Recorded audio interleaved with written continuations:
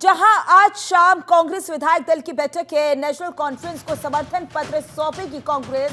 सूत्रों के हवाले से ये जानकारी, जहां बैठक में कांग्रेस प्रस्ताव पास करेगी। जम्मू कश्मीर से बड़ी जानकारी आप तक पहुंचा रहे हैं। बता दें आपको, जम्मू कश्मीर में नेशनल कॉन्फ्रेंस को आम आदमी पार्टी का समर्थन है।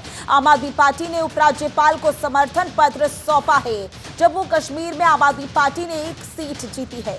बड़ी जानकारी, बड़ी खबर आप तक पहुंचा रही हैं, जहां आपको बता दें जम्मू कश्मीर में नेशनल कॉन्फ्रेंस और कांग्रेस को बड़ी जीत मिली है। ये गठबंधन रंग लाया, जिसके बाद अब बैठकों का दौर शुरू हो गया है। ऐसे में विधायक दल की बैठक काफी महत्वपूर्ण मानी जा रही है। शाम का समय जब ये बैठक शुरू हो जाएगी, नेशनल कॉन्फ्रेंस को समर्थन पत्र भी सौंपेगी कांग्रेस। बैठक में कांग्रेस प्रस्ताव पास करेगी।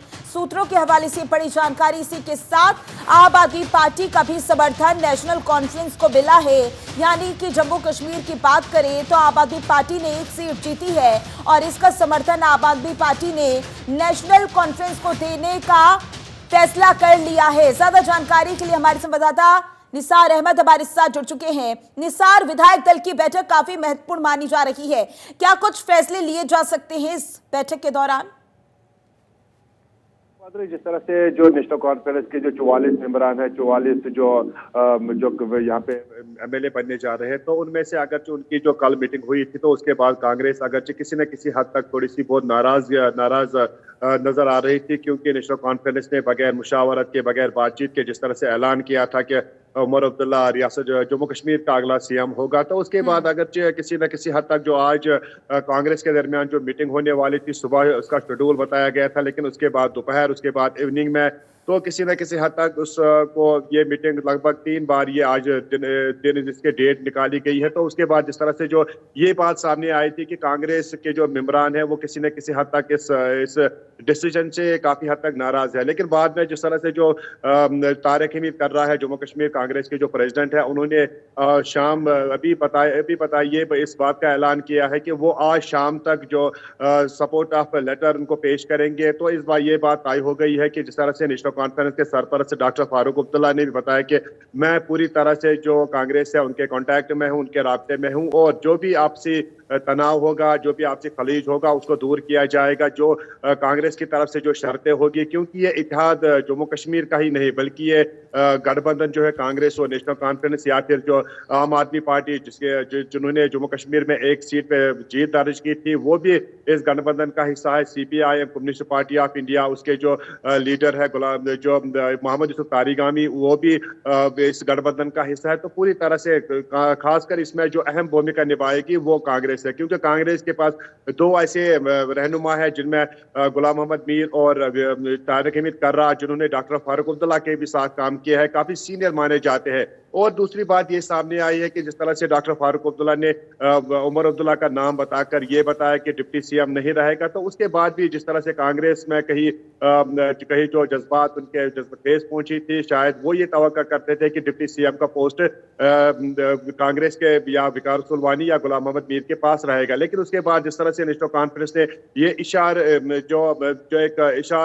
बातों में बताया कि जिस तरह से उन्होंने इशारा दिया है कि नेशनल जो डिप्टी स्पीकर और स्पीकर के जो पोस्ट अभी खाली है वो कांग्रेस को सौंपे जाएंगे। लेकिन पूरी तरह से जो अभी तक जो मुशावरत जो कांग्रेस के दरमियान चल रही थी, जो इंतशार वहां पे पैदा हो गया था, सुबह से ही यहाँ पे ये बातें गश्त कर रही थी कि शायद कांग्रेस किसी बात पे खफा हो गई है। लेकिन तारिक हमीद कर्रा जो कि प्रेसिडेंट है जम्मू कश्मीर कांग्रेस के, उन्होंने बात बिल्कुल वाज़ेह बता दी है। लेकिन निसार, जिस तरीके से खबरें सामने आ रही हैं कि कांग्रेस खफा हो गई है, हालांकि ये जो खबरें हैं इन्हें अफवाह बताया जा रहा है, लेकिन क्या ऐसी स्थिति बनती हुई नजर आ रही है कि आने वाले समय में मतभेद देखने को मिल सकते हैं?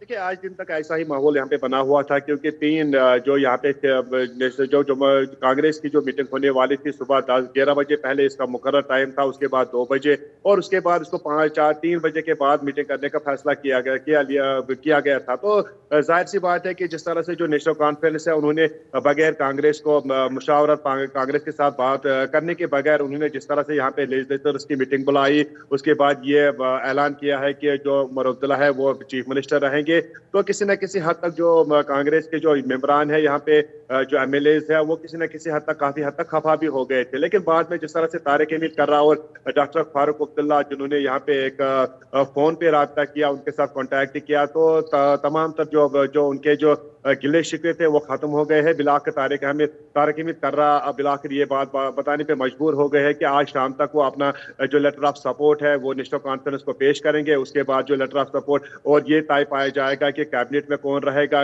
और पहले ही ये यहाँ पे डिसाइड हुआ है कि उमर अब्दुल्ला चीफ मिनिस्टर रहेंगे, लेकिन बाकी मेंबरान जो कांग्रेस के हैं उनके जोली में क्या जाएगा, उनको यहाँ पे जो मिनिस्ट्री का कलमदान उनको दिया जाएगा या स्पीकर या डिप्टी स्पीकर की अभी पोस्ट खाली है, क्या उनके लिए उनको मुकर्रर किया जाएगा। लेकिन जिस तरह से जो उमर अब्दुल्ला ने पहले यहाँ पे दावत दी थी, जो इंडिपेंडेंट कैंडिडेट्स थे उनको पहले लेजिस्लेटिव मीटिंग में बुलाया, तो वो भी एक बात बनी है कि जिसकी वजह से जो कांग्रेस के जो मेंबरान है वो किसी न किसी हद तक खफा भी हो गए थे। लेकिन बिलाकर तारिक हमीद कर्रा और डॉक्टर फारूक अब्दुल्ला जो काफी सीनियर्स भी है, जिनको आपसी जो घरेलू ताल्लुकात भी है और सियासी ताल्लुकात भी उनके गहरे माने जाते हैं पूरे जम्मू कश्मीर में, उन्होंने सलाह मशवरा करके जो इख्तिलाफात थे उसको खत्म किया। जी बिल्कुल निसार, देखना होगा आने वाले समय में कैसी स्थितियां बनती हुई नजर आती हैं। क्या नेशनल कॉन्फ्रेंस और कांग्रेस का जो गठबंधन है बरकरार रहता है या फिर आने वाले समय में और भी मतभेद देखने को मिल सकते हैं। ज्यादा जानकारी के लिए बहुत बहुत शुक्रिया आपका।